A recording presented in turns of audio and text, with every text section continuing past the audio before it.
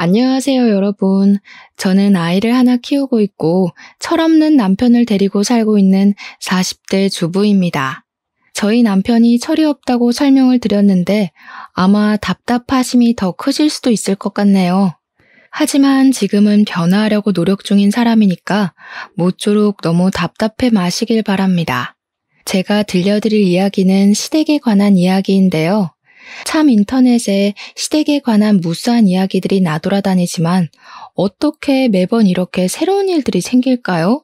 저의 이야기는 아마 다른 곳에서는 들어본 적 없는 이야기일 것 같습니다.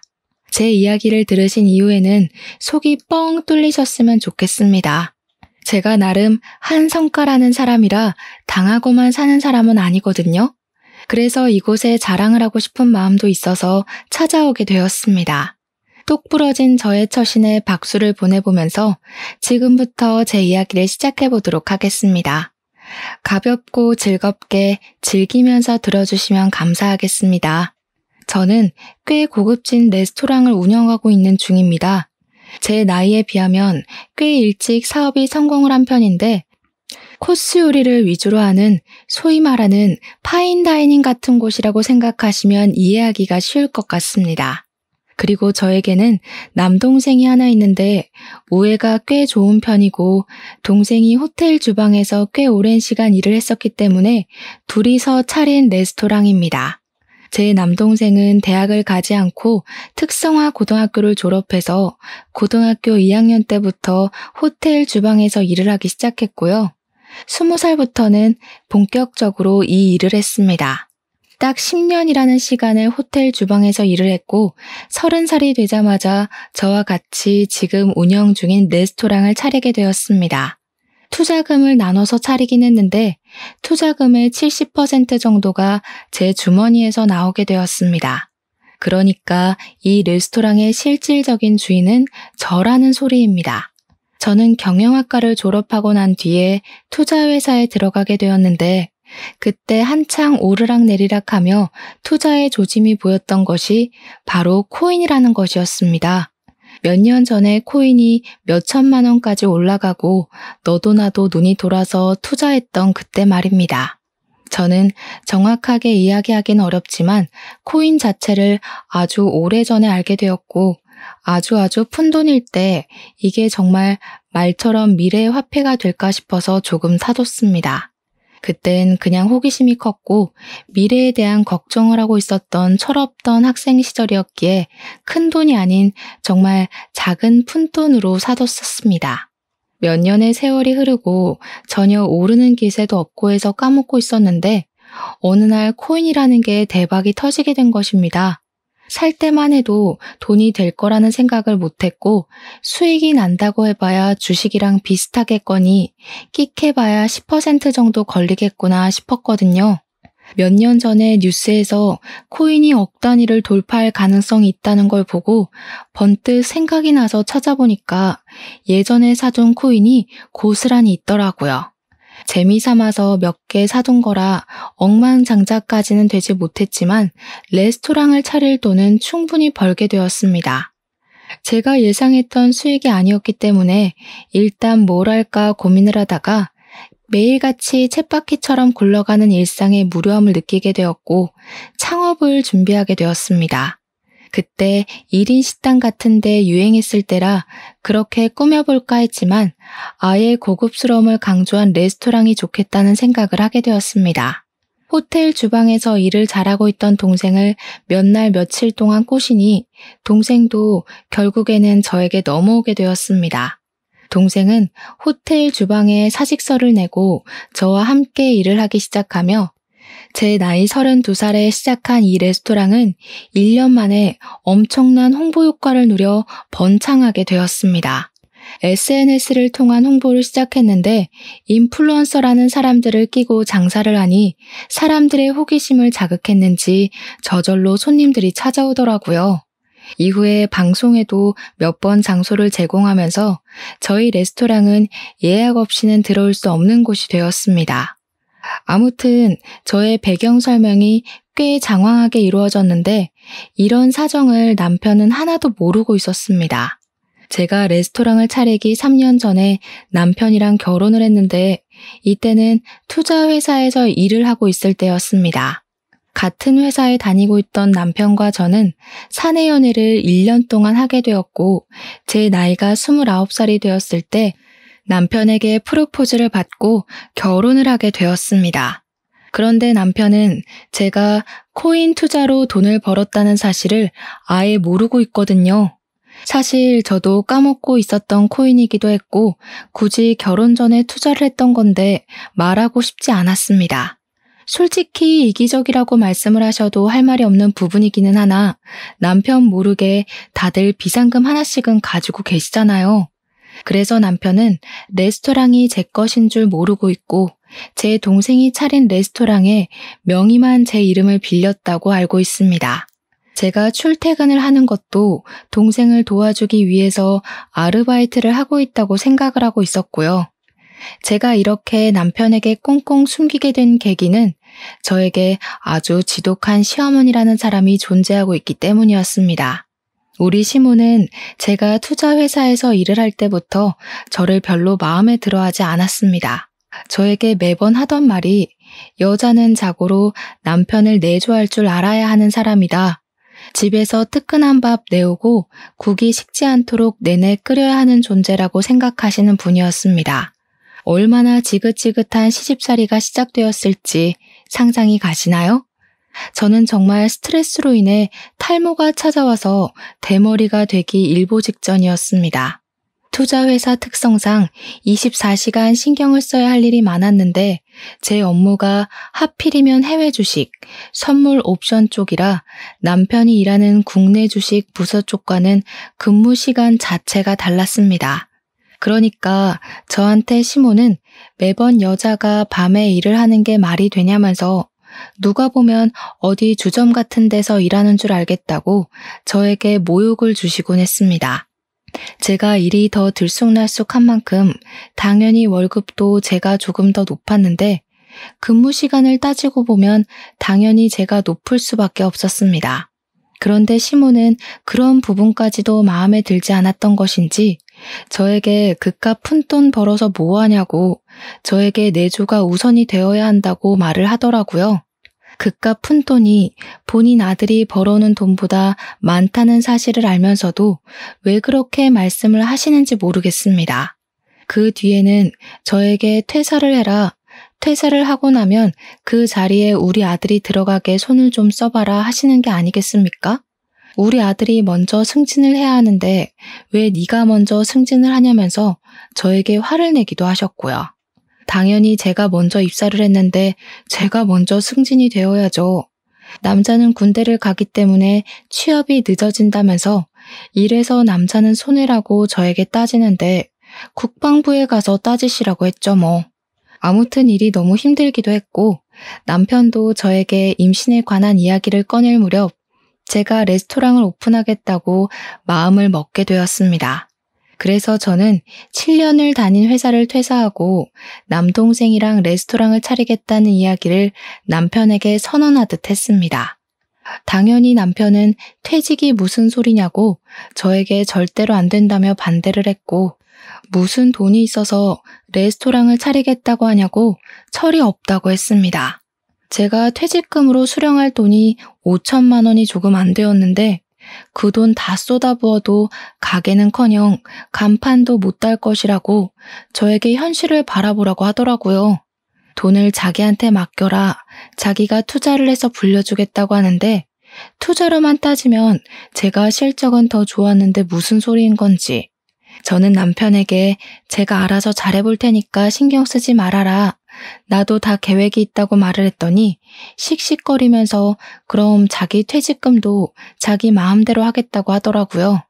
순간 짜증이 나서 남동생이 가게를 차리겠다고 했는데 저는 이름만 빌려주고 직원으로 일을 도와주기로 했다고 돈은 한 푼도 안 쓴다고 거짓말을 했습니다.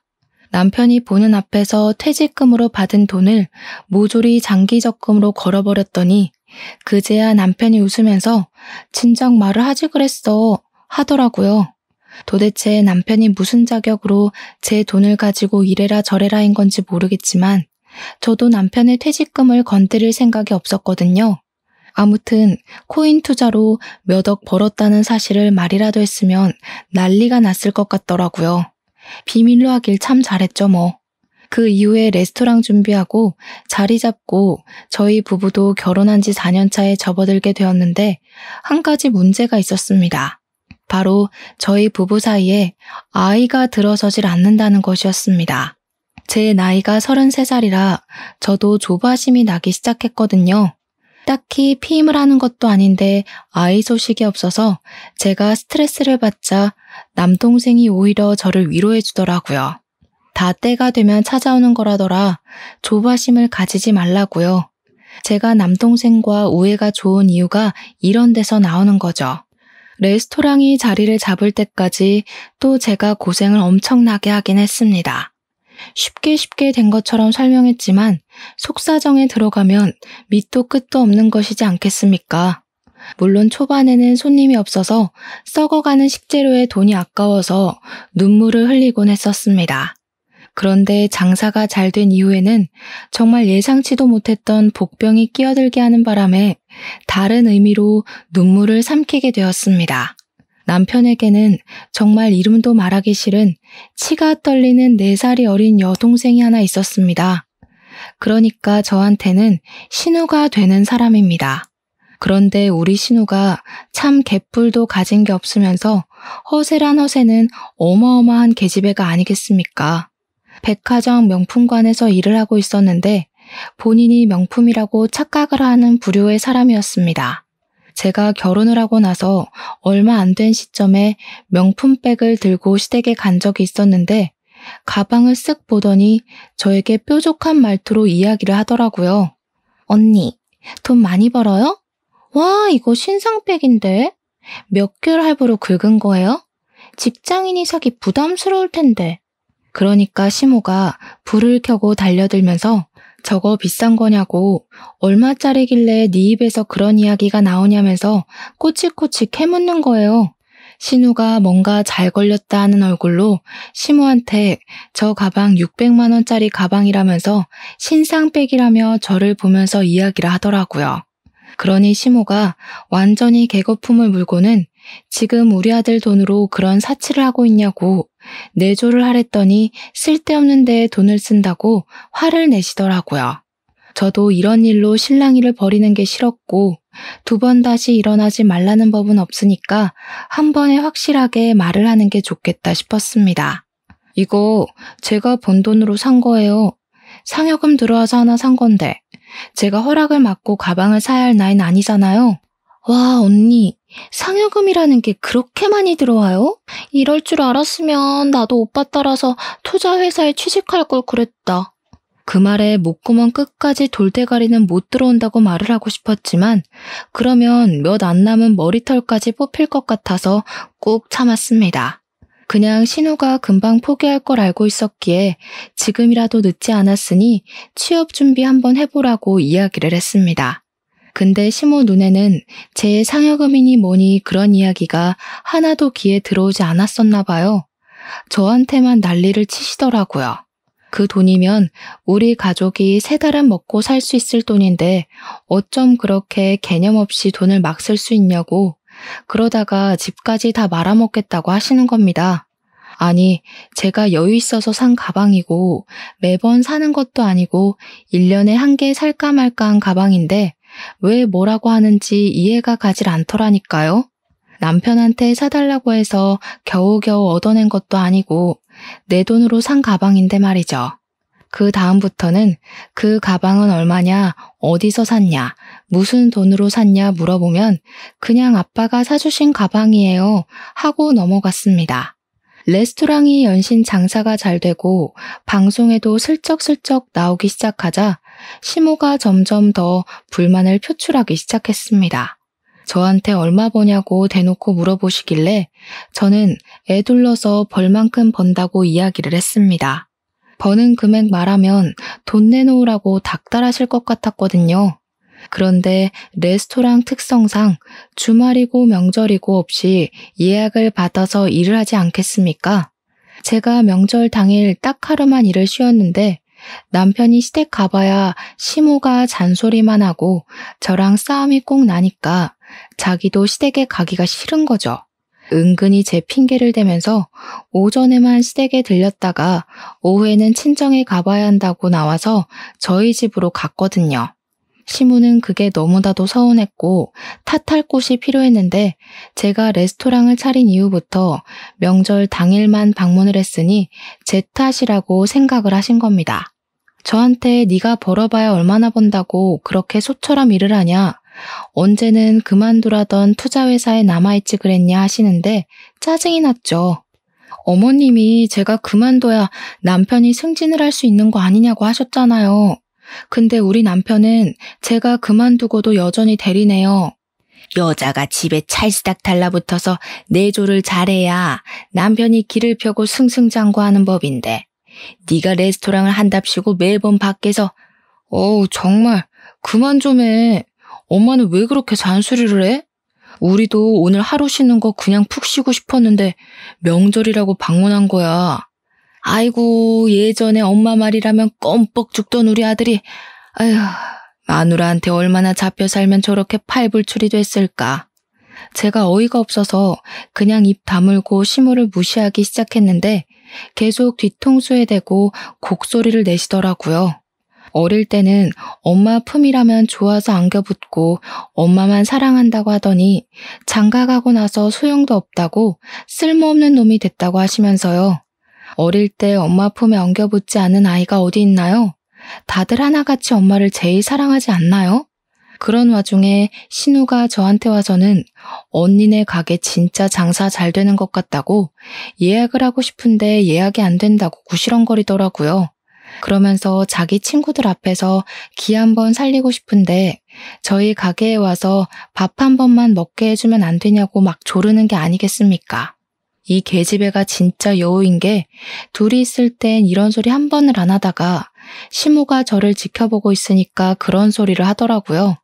시댁 눈치가 보이는 상황에서 제가 신우랑 맨날 싸워봐야 누구한테 좋겠습니까? 그 한 끼가 상당한 값을 지불해야 하는 음식이긴 하지만 제가 시모랑 신우한테 한턱 쏠 수 있긴 했죠.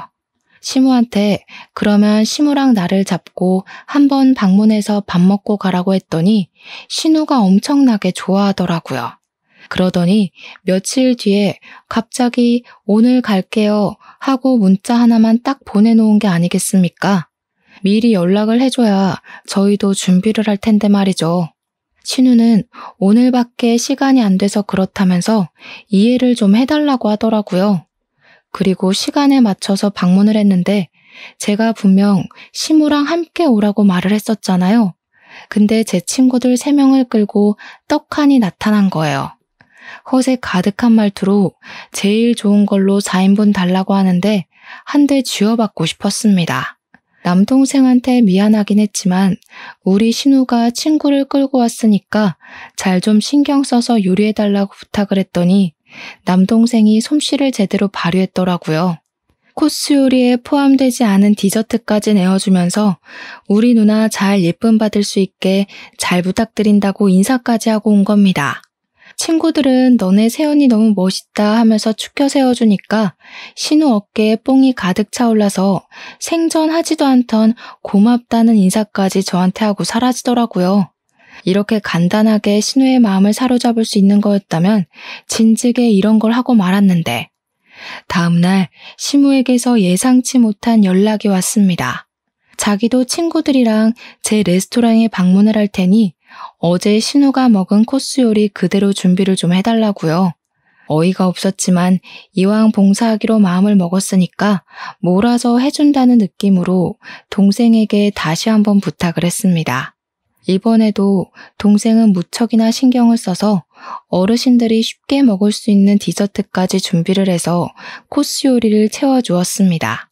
시모 친구들이 어우 며느리가 아주 대단하네 하면서 칭찬을 해주시는 소리에 기분이 좋았는데 시모가 굼벵이도 주르는 재주가 있는 법이지 하더라고요.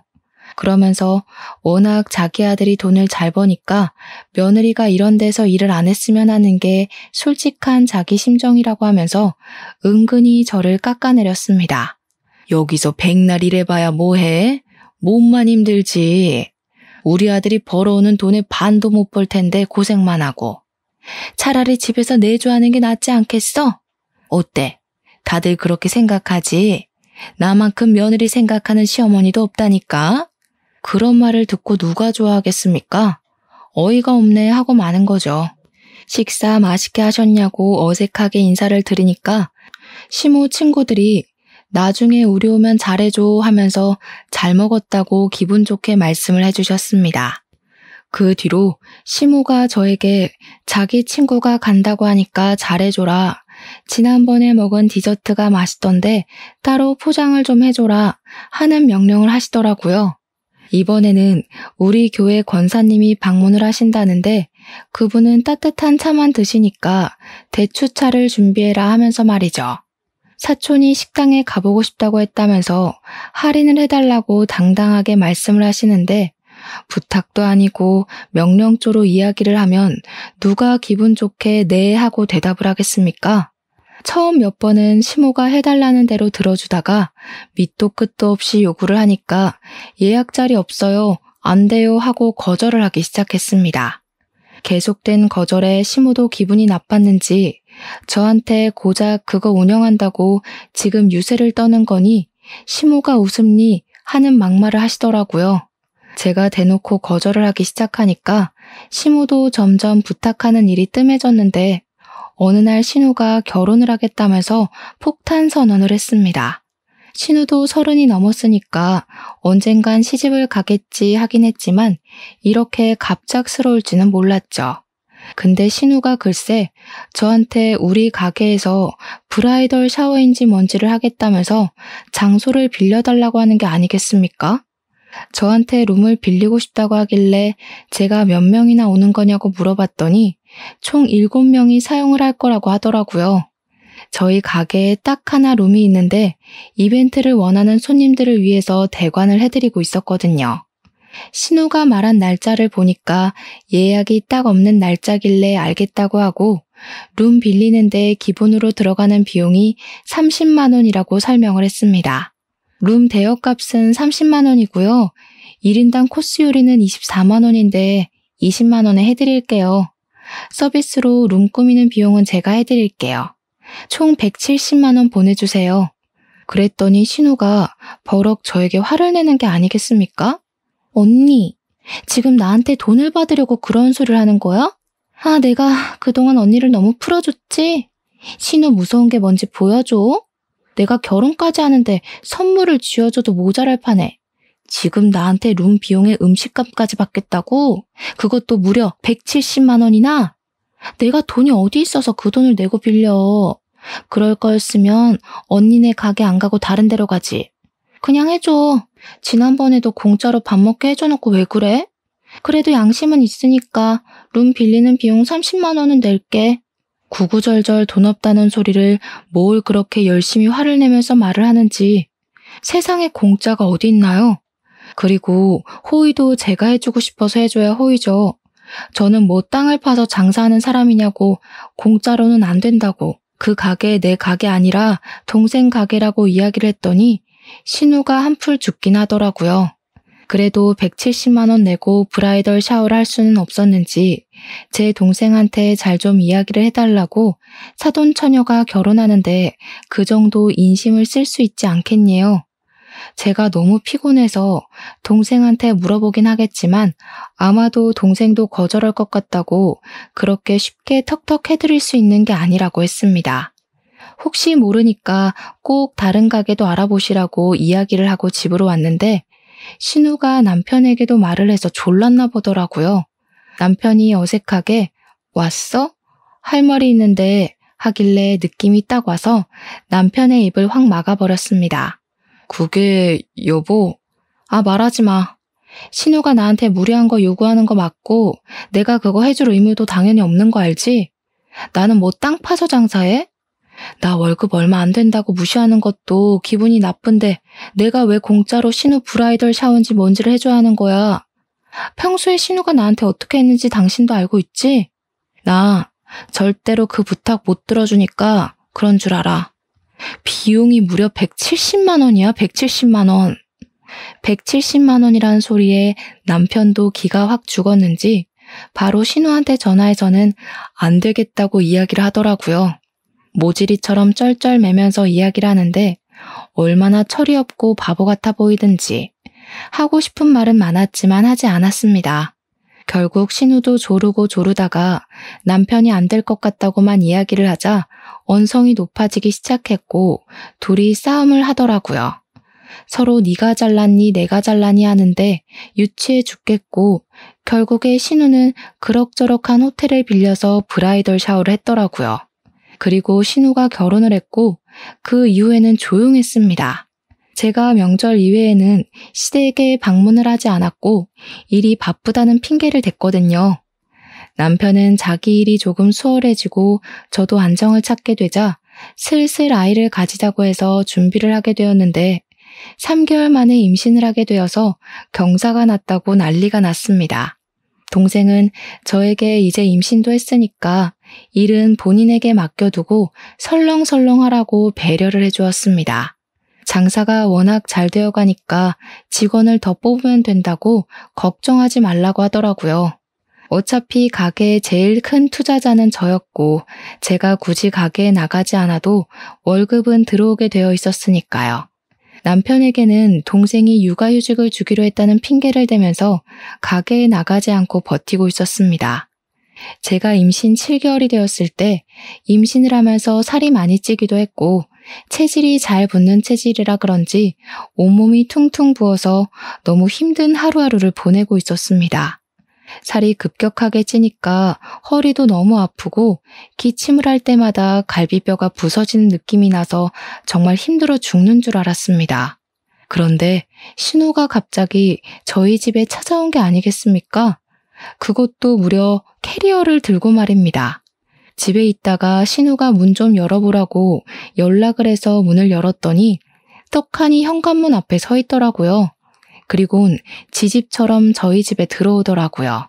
신우한테 이 짐은 다 뭐고 갑자기 왜 우리 집에 찾아온 거냐고 물어보니까 자기가 글쎄 부부싸움을 했다면서 며칠만 우리 집에서 지내겠다는 겁니다. 저는 머리가 어지러웠죠. 왜 싸한 느낌은 항상 저를 비껴나가지 않는 건지 하늘이 원망스러웠고요. 그게 무슨 소리예요? 우리 집이 무슨 호텔인 줄 알아요? 그리고 부부싸움을 했으면 풀 생각을 해야지. 짐까지 싸들고 와서 가출하면 어떡해요. 아, 그만 좀 해, 그만. 짜증나니까. 임산부인 저에게 소리를 꽥 지르더라고요. 이게 왜 또 정신을 가출시키고 진상짓을 하나 했는데 남편이 집으로 돌아와 신우를 보고서는 한숨을 쉬더라고요. 본인이 알아듣게 집으로 가라고 이야기를 했는데 여길 기어코 찾아온 거라면서 저에게 변명을 막 했어요. 자기가 부른 거 아니라고 억울하다고요. 신우는 시끄러우니까 자기가 며칠만 있다가 나갈 거라고 제발 그냥 가만히 내버려 둬달라고 시위를 하더라고요. 제가 무슨 말을 해도 들리지 않는 사람인 것처럼 굴더니 아기 방으로 꾸며둔 작은 방에 글쎄 캐리어를 냅다 풀어버리는 거 아니겠습니까? 아기가 사용할 방이라서 소독까지 싹 다 해둔 방인데 너무나도 짜증이 나는 거예요. 남편은 제 기분 따윈 안중에도 없이 뭐 때문에 부부싸움을 했냐며 이야기라도 들어보자고 맥주를 꺼내오지를 않나. 쫓을 마음이 없다는 걸 알고 나서 제 속이 터지는 것 같았죠. 글쎄 신우가 부부싸움을 한 이유도 아주 사소했습니다. 신우가 음식물 쓰레기가 더러워서 못 버리겠다며 며칠을 그냥 내버려뒀대요. 한여름에 음식물 쓰레기를 집에 방치했으니까 파리가 꼬였고요. 우리 신우의 위생 개념이 정말 말도 안 되게 없는 거죠, 그냥. 파리가 웽웽 꼬이는데 음식물 쓰레기 처리는 안 하고 빨래도 제대로 안 해서 쉰내가 나고 그러니까 심해부가 난리가 난 겁니다. 거기다가 신우가 결혼을 하자마자 그놈의 내조를 하겠다면서 명품관 일도 그만둬서 백수로 지내고 있거든요. 이딴 식으로 할 거면 돈을 벌어오든가 아니면 집을 나가던가 둘 중 하나 하라고 소리를 쳐서 집을 나온 거라고 당당하게 이야기를 하더라고요. 남편이랑 둘이 맥주 마시면서 저한테 마른 안주 없냐고 진짜 주둥이를 한 대 때리고 싶었습니다. 임신 7개월인 올케한테 그런 거 시키고 싶냐고 했더니 자기가 너무 우울해서 그런다며 울먹였어요. 그래서 그냥 마른 안주 꺼내주고는 내일은 집에 가라고 했습니다. 도대체 술을 얼마나 마신 건지 저는 피곤해서 먼저 자고 아침에 일어났는데 집이 난장판이 되어 있더라고요. 정리도 하나도 안 해놓은 상태에서 남편은 거실 소파에서 자고 있고 신우는 아기 방에 깔아둔 토퍼에서 자고 있더라고요. 너무너무 화가 났습니다. 그 토퍼가 진짜 비싼 거고 세탁도 다 한 거고 아기 눕히려고 저도 한 번도 누워본 적 없는 토퍼였거든요. 짜증나는 마음에 둘 다 깨웠는데 눈 뜨자마자 한다는 소리가 해장국 끓였냐고 헛소리를 하는 거 있죠? 화가 머리끝까지 나서 신우 보고 당장 짐 싸서 집으로 가라고 축객령을 내렸습니다. 그러자 신우가 저보고 매정하다면서 심해부가 자기한테 사과를 할 때까지 절대로 안 돌아가겠다고 하더니 철판을 깔고 우리 집에 눌러붙은 겁니다. 이 계집애가 진짜 보자 하니까 하루에 수건을 5장씩 쓰는 게 아니겠습니까? 우리 집 수건을 제가 넉넉하게 두는 편이라 16장씩 두고 쓰는데 둘이 쓰면 일주일을 쓰거든요. 근데 이틀 만에 수건이 부족하더라고요. 배가 나와서 움직이기도 힘든데 집안일이 2배가 되니까 제가 도저히 못 견디겠기에 심해부에게 전화를 걸었습니다. 신우 당장 데려가라고. 우리 집에서 먹고 자고 하는데 임신해서 손 하나 까딱하기도 힘들어 죽겠는데 신우가 집을 난장판 만들고 있다고 했습니다. 그러니 한숨 푹 쉬면서 죄송하다고 퇴근하고 바로 오겠다고 하더라고요. 심해부가 퇴근하고 와서 신우 보고 화를 내면서 당장 짐 싸라고 하는데 신우는 그게 심해부가 자기한테 사과하러 온 거라고 생각하고 사과하라며 강짜를 부리더라고요. 심해부가 부글부글 끓는 게 눈에 보였습니다. 여기서 민폐 끼치지 말고 시댁으로 가라면서 심해부가 이혼하자고 하더라고요. 저랑 남편은 깜짝 놀랐죠. 신우가 황급히 심해부를 쫓아서 나가고 저는 비번부터 바꿔버렸습니다. 심해부가 강경하게 이혼을 하자고 했는지 신우가 울면서 시무한테 집안일 좀 알려달라고 매달리고 그랬대요. 남편이 저한테 꼭 이렇게까지 일을 벌였어야 했냐고 하면서 왜 심해부한테 연락을 해서 일을 크게 만드냐고 신우가 저 때문에 이혼하게 생겼다고 제 탓을 하더라고요. 시무도 똑같이 이야기를 하는데 사건의 발달은 신우가 음식물 쓰레기를 치우지 않아서 생긴 일인데요. 그렇게 며칠을 잔소리를 듣고 무시를 하고 지내고 있었는데 갑자기 남동생에게서 연락이 왔습니다. 신우가 가게에 룸을 예약했다고 하면서 룸비 예약금 30만 원까지 입금을 했다는 게 아니겠습니까? 제가 가게에 출근을 하지 않는 상태였으니까 남동생에게 돈 똑바로 받으라고 이야기를 했더니 알겠다고 했습니다. 그런데 30분쯤 뒤에 남동생에게서 다시 전화가 와서는 우리 신우가 글쎄 가게에서 제일 비싼 술을 가지고 오라고 했다는 겁니다. 저희 가게는 메뉴가 코스로 이루어져 있고 고급스러운 단품 메뉴들이 많아서 술도 정말 값이 장난 아니거든요. 정말 비싼 건데 1,000만 원대 가격으로 이루어진 술도 있고 몇백만 원짜리 술도 있고요. 순간 먹고 튀려고 하려는 건가 하는 생각이 들어서 남동생에게 말을 했습니다. 신우 돈 하나도 없어. 그러니까 비싼 술 줬다가 망하는 수가 있다. 말을 하는데 뒤에서 신우가 술 가지고 오라고 비싼 술 달라고 하면서 고함을 치는 게 아니겠습니까? 저도 적당히는 혼내줘야겠다 싶어서 남동생에게 150만 원짜리 와인이나 가져다 주라고 했습니다. 4명이서 갔다고 했으니 나눠서 그 정도는 감당할 수 있겠지 생각했거든요. 그리고 딱 2시간이 지났는데 남동생에게 다시 전화가 걸려오는 게 아니겠습니까? 쎄한 기분이 들었습니다. 누나, 사돈이 누나 때문에 이혼하게 생겼다면서 이 술값이며 밥값이며 전부 누나가 낼 거라고 하는데 자기 돈 없대. 그 순간 진짜 머리를 해머라 한 대 맞은 듯한 기분이 들더라고요. 그게 무슨 소리야? 내가 자기들 처먹은 돈을 왜 대신 내줘? 남동생이 말하길 제가 낼 거라면서 막무가내로 군다고 작정을 하고 온 건지 아예 지갑도 안 들고 몸만 덜렁 와서 술을 잔뜩 마셨다는 겁니다. 너무 열이 받아서 가게로 가겠다고 말을 하고 옷을 주섬주섬 입고 있으니까 남편이 저한테 어디 가냐고 물어보길래 가게에 좀 가본다고 말을 했습니다. 그랬더니 남편이 저에게 그러더군요. 아, 오늘 동생이 자기네 가게에 간다고 하던데? 나한테 자기 이름 대고 먹어도 되냐고 물어보길래 그냥 그러라고 했어. 매번 그랬잖아. 당신이 뭔데 내 허락도 없이 내 업장에서 무전 취식하는 거 허락해줘? 뭐? 내가 뭐긴 뭐야, 당신 남편이지. 아니 그게 남편한테 할 소리야? 그러니까 당신 말만 들으면 신우가 와서 돈 한 푼 안 내고 공짜로 밥 먹고 갈 거라는 걸 알고 있었다는 이야기잖아. 가족끼리 무전 취식이 무슨 소리야 정말. 지금 이혼 때문에 속 시끄러운 애한테 그 정도 서비스는 해줄 수도 있잖아. 그거 해봐야 얼마나 한다고. 진짜 너무한 거 아니냐? 코스 요리 4인분일 텐데 별로 되지도 않는 걸로 그냥 한번 서비스 해주고 생색내고 하면 될 걸 가지고. 그래? 그 얼마 되지도 않는 거 당신 돈으로 결제하자 그럼. 그랬더니 돈 없다고 말하기도 민망하고 자존심이 상한 건지 뭔지 남편이 자기 동생 밥 한 번 못 사주겠냐고 흔쾌히 카드를 내밀더라고요. 저한테 바가지 긁을 생각하지 말고 정확하게 먹은 금액만큼만 계산하고 오라고 하길래 걱정하지 말라고 영수증까지 끊어주겠다고 하고는 가게에 달려갔습니다. 저녁 시간이라 그런지 택시를 타고 아주 금방 도착하더라고요. 그런데 쩔쩔매는 남동생에게 다가가니까 글쎄 신우가 시켜 먹은 와인이 한 병이 아니라 무려 3병이나 되는 게 아니겠습니까? 이 비싼 와인을 3병이나 처먹고 뻔뻔하게 무전 취식을 하려고 했다니 제 속이 뒤집어지더라고요.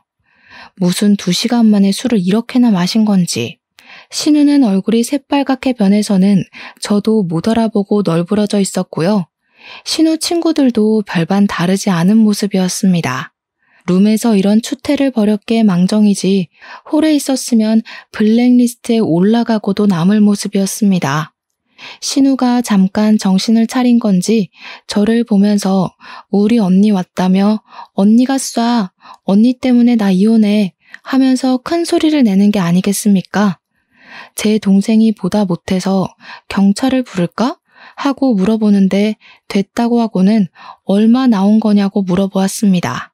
밥값 96만 원에 추가 메뉴 시킨 게 3개 있어서 29만 원이 추가됐고 150만 원짜리 술만 3병을 마셨어. 도합이 575만 원이야.